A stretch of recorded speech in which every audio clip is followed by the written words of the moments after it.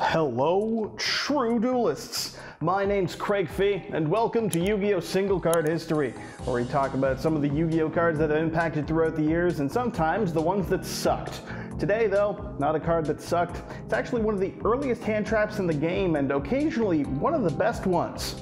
It's Herald of Orange Light. Orange Light was first released in 2008 in the Duelist Genesis as a rare, with notable reprints to date, including a common printing in 2014 from Battle Pack 3 Monster League, as a lowly peasant rare, an ultimate rare printing in OTS Pack 7 in 2018, and most recently, as I make this video, a super rare print in 2022 from OTS Pack 20. For time on the ban list, it was unlimited from its release in 2008 all the way up until the December 2022 ban list, where the card was put to 1, and it stayed there until the June 2023 ban list brought it back up to 2, and then back to 3 and free on the September 2023 ban list, which I don't even think is a full year, but hey, was it the problem card? Either way, that's where it is as I make this video. A level 2 light fairy type tuner monster with the oh so important stat line of 300 attack and 500 defense, its effect reads: when your opponent activates a monster effect, quick effect, you can send this card and one other fairy monster from your hand to the graveyard. Negate the activation, and if you do, destroy it. Now I feel the need to mention that this is the third Herald of its kind that was released ultimately, following the green and purple that debuted in 2006's Enemies of Justice. Which, side note, Enemies of Justice was a great name for a set that would give us Heralds, but besides that, I really hate them because they made the one that stops traps purple. Yu-Gi-Oh! Has purple cards, but they're fusion monsters, not the trap cards. The trap cards are pink. And you know what, before you say anything, shut the fuck up in the comments before you come at me telling me that they're magenta, okay? Magenta isn't even practically a real color. It's the thing our brain spits out at us when we look at wavelengths of pure red and pure blue, and our cones in our eyes can't process it, so it just segfaults and gives us magenta. It's not really a real color, it's just your brain failing to capture the identity of the true color that you're looking at, okay? Trap cards are pink, and if you're gonna come at me with some magenta shit, accept the fact that your eyes are inferior to a fucking shrimp's and keep your opinions to your fucking self. And now that that is reasonably put out of the way, we can move on to the card. Herald of Orange Light is a kind of sort of Solemn Strike, but as a hand trap, and released 6 years before Solemn Strike even remotely existed. Unlike Effect Veiler that would come after this card, this negates and destroys the monster it negates, and it can stop those effects anywhere as opposed to just on the field.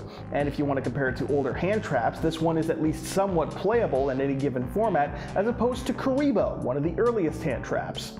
Power Creep. That being said, it did take a little bit before we found a deck that could properly play this card, since while fairies did exist in early Yu-Gi-Oh! And when this card was released in 2008, they weren't exactly the most playable. Like, yeah, Agents did debut in like 2004 or whatever, but let's not fuck it. This is crazy for me to say, I know, but the Agent of Dogshit Mercury did not make Herald of Orange Light more playable. The first deck to rear its head that would make a meaningful use of this card, or at least could make, was the none other than Herald of Perfection. The none other than. Brilliant. It's a playstyle you're going to hear more about in this video, and honestly probably if you continue to play this game, since it attracts a certain kind of player. You summon out the Herald, you sit on its fat ass, and you discard an abundance of fairies to stop every single play your opponent tries to make. I don't know exactly how this exactly worked, beyond just don't brick, but hey, decks like this one were floating around and using all those fairies to fuel their Herald of Perfection negations. And of course, you could send them to the grave to summon Herald of Perfection with advanced ritual art, which was important because you could then balance the number of fairies in your graveyard if you happen to open Christia. That's right, you could use Christia's effect to summon itself to have a floodgate to accompany your not quite a floodgate, but people will call it a floodgate, because when it stops you from playing this effectively, Herald of Perfection feels like a floodgate. There's a facts not feelings joke here somewhere, but I don't care to make it. This was a deck I can remember as kind of popular, but not all that successful. You're seeing far more play at locals than it was at top tables. But I guess when your name is Jeff fucking Jones, you get to do anything you want with this and still top, because you're just built different. Herald would start to show up again in another deck, though, not too long after that, namely with the release of the Agent Structure deck in 2011, giving players plenty of actually good fairies to abuse with this card. Now, to be clear, this card didn't actually come in the structure deck itself, it just gave actually good and playable fairy monsters. Agents became the budget deck of choice for so many players with the release of the structure deck, and notably this card wasn't in the deck but started to see use because, well, there's so many good fairies. There were other hand traps that were already being played and popular, namely Effect Veiler and Max C.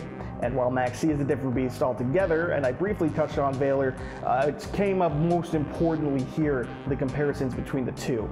Veiler does not destroy the monsters it negates, it can only stop monster effects on the field during the opponent's main phase, which is something that makes it weaker in a lot of ways, but Veiler doesn't need another monster in the hand to be usable, and is especially notable in like Agent and Chaos-esque formats because you could just drop Veiler on an opponent's effect monster regardless of whether or not you wanted to meaningfully negate the effect, just to put a light monster in your grave, which was important in Chaos builds, which were popular and strong in and around 2011. Orange Light did have synergy with the Agent deck though in enabling Christia if you chose to play it, and of course because getting fairies in the grave to banish with Master Hyperion wasn't a terrible thing, especially when you were getting him in there to negate. Now, how many copies of this card were played in a given deck is kind of an up to you based on the deck lists that I've found. You can find decks playing 1, you can find decks playing 2, and you can find decks playing 3. And you can even find some decks playing it alongside dinosaurs. Yeah, that's right, this is a hard cut to a Dino Agent deck that caught my attention that I feel the need to share with you because it's just 3 Jurak Waibia.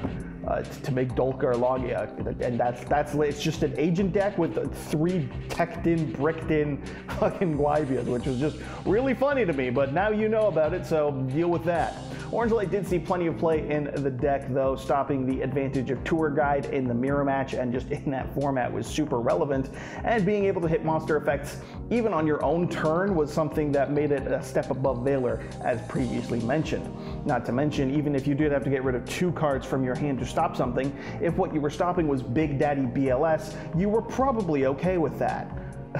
The card in Agents is like extra copies of Veiler, which is solid, and if nothing else you could use it and 3 of your balls to make a synchro play. Or maybe just 2 of your balls or 1 of them. Or a ball and a Venus. Thank God I didn't say penis. Either way, so I'm just saying like it is a tuner, so you could use it as that application as well, and technically Agent decks did play Earth as the tuner of choice most ideally, but if you didn't have it and you could normal summon Herald here, you could get the same sorts of plays since your deck was already playing with a level 2 tuner. That's what I'm kind of getting at here, okay? This was the home for this card for years, because yeah, it died off almost immediately by the time we hit 2012, but it did stay, you know, played as a bit of a fan favorite deck, I guess. Agents remain popular. I can find decks playing Agent builds, Agent decks topping over the course of 2013 and 2014.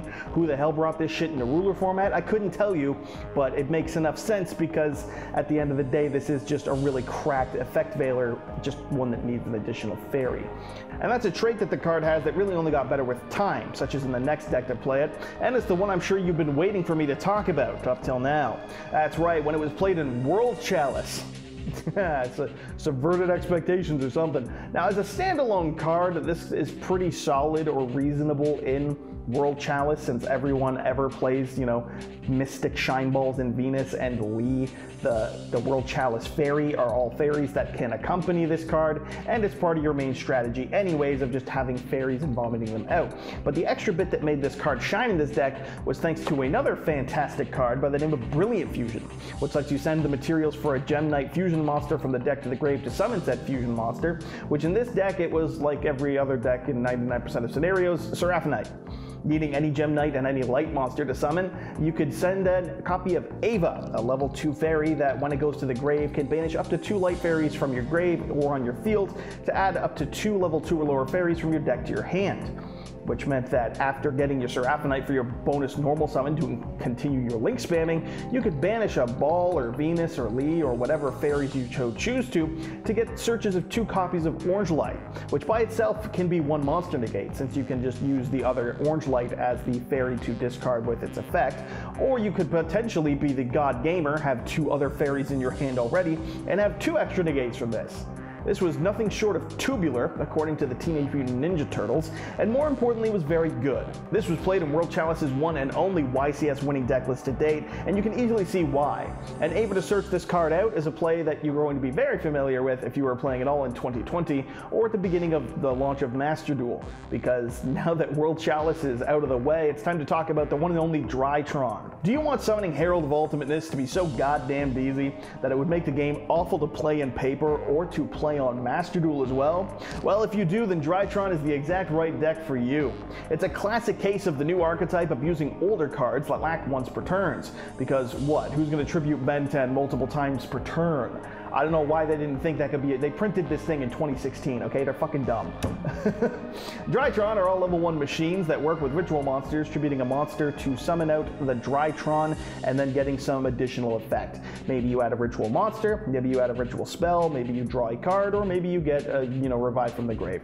All really solid effects, and all with a quirky little ritual spell that lets you tribute ritual monsters based on the attack of what you send as opposed to the levels. That's a neat change to an old classic mechanic, and the one-time summoning ultimateness became actually good, or even reasonable, but it became really fucking good.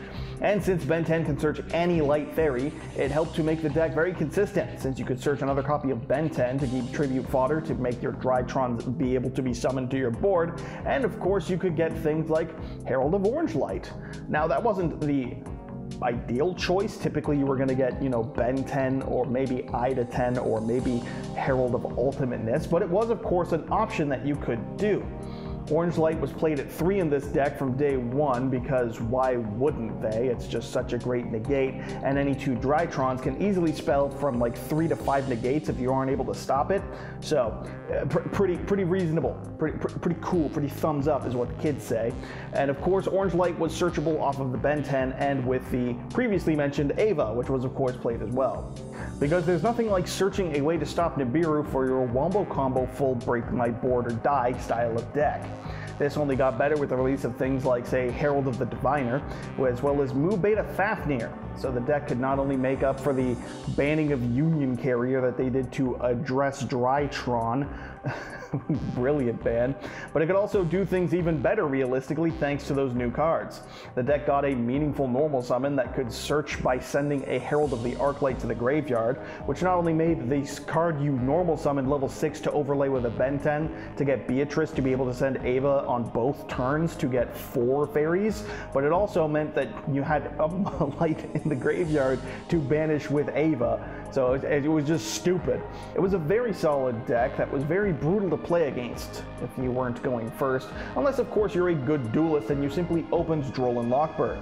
It's called opening the out, and if you can't do it, it is a reflection on your abilities as a duelist and your personality as a person. Orange Light was home in Drytron for quite a while, and plenty of people hated it, with even some amount of murmurs that it should be hit on the ban list. Now while people would ultimately get their wish, they would regret the reason that it came to be, because the next deck that would play this thing would ultimately be Tearlament. And that's Tearlament with those lovely, beautiful, stupid Ishizu cards. A series of fairy monsters that have one of 2 effects. Either to be able to banish themselves to shuffle 3 cards from either graveyard back into the deck, or even better, if sent to the grave, could mill 5 cards from the top of both players' decks. And you know that they worked beautifully with Orange Light because Orange Light could send them to the grave to enable their plays on top of negating the opponent. Tearlament monsters also importantly fusion summon by shuffling themselves and their other materials back into the deck when they're sent to the grave, which meant that the shufflers were critical for stopping the opponent's Tearlament's monsters from resolving, and the millers were critical to get them into the grave for yourself. And because Konami are bigger comedians than even I am, they released this shit after they banned things like Chaos Ruler, the Chaotic Magical Dragon, because that's a problem, but this shit was fine. This was the best use case of Orange Light to date, and possibly ever, because not only could it stop any crucial monster effect from resolving, because there were a lot of crucial effects going off in a Tearlament mirror, but doing so would also further disrupt the opponent by sending a shuffler, or enable you, and realistically your opponent as well, but enable you by sending a miller. And since there's Agido and Kelbeck to mill, you could easily min 10 cards from your own effects, and then if they milled their own Agido or Kelbeck, you could end end up milling 20, which wasn't unreasonable, because while they are once per turn, it's once per turn per player, which means functionally these things were twice per turn. And I'm not too focused on tier limit as a whole right now, but the fact that opening Orange Light and one of these other fairies could get you and your opponent to like chain link 10 just because you negated one monster effect is pretty fucking crazy to me. And on camera, because this is what that shit looked like when it got to, you know, play out. I'm kidding, that's the edit. It actually looked just like this, but even still, this shit was nutty. The deck was very much beyond strong and skill testing and fun, and you can now spend endless hours debating it, because the debates about tier limit are my personal purgatory because they're never going to fucking die. And then Konami upped the comedy because they addressed this insanely strong tier 0 deck by limiting Orange Light and banning Curious and technically banning Mine, but like they did nothing to address this shit day one. And all they really did functionally was turn Orange Light from a guaranteed 3 of hand trap you should probably be playing around to a 1 of Saki hand trap that you just really hope they don't have or really hope you open. Because even with 1, you can still just end up milling 5 to mill 5 from both fucking players. So to no shock, tier players adapted to ease with this limit because there weren't a lack of really strong cards to accompany all this shit with. And when Orange Light went to 1, it was still played and the deck was still incredibly dominant. Konami would eventually come to the conclusion that turns out it wasn't Orange Light that was the problem, it was the fucking millers, seeing as how they would limit all of the Ishizu cards and all the tier limit names minus Rhino Heart and I guess Kashtira in the main deck. And then ultimately, look at that, they would go on to ban the fucking millers as well, and as those cards moved into illegal zone, Orange Light came back into the fun zone, so look at that. These days it's still played in things like Drytron by those ancient boomer fools from 2020 who still played 2-card combo decks in a world where Snake Eye Ashes existed, which is so strong that the Immune to Hand Traps Gimmick Puppet FTK deck is completely irrelevant to anyone not named Team Sam. It does also show up though in like Melodious decks I've seen, because it's a combo spam pile and it's all fairy monsters for the most part, so it can help to ensure your plays, because in 2024 Yu-Gi-Oh! And presumably every year afterwards, it's all about making sure your 1 card can resolve so that the opponent can't do shit. So even though, again, this is a deck where it's a bit of an expensive hand trap in terms of your card advantage, there are players who have deemed it worthwhile. Really, I just find this graph of play rate from YugiOhTopDecks.com hilarious because of that spike in 2022 from tier limit. It's just really funny to look at. This is a slightly misleading graph, granted, because the great disease that I'm still not sure if I'm allowed to say the name of without the algorithm hating my video that happened, that shut down the world for a little bit, obscured the tops from a deck like Drytron, but it's still really funny to see that massive spike and then back to, you know, minimal.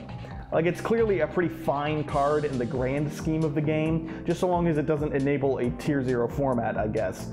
Overall, Orange Light is a very strong but surprisingly balanced hand trap, all things considered.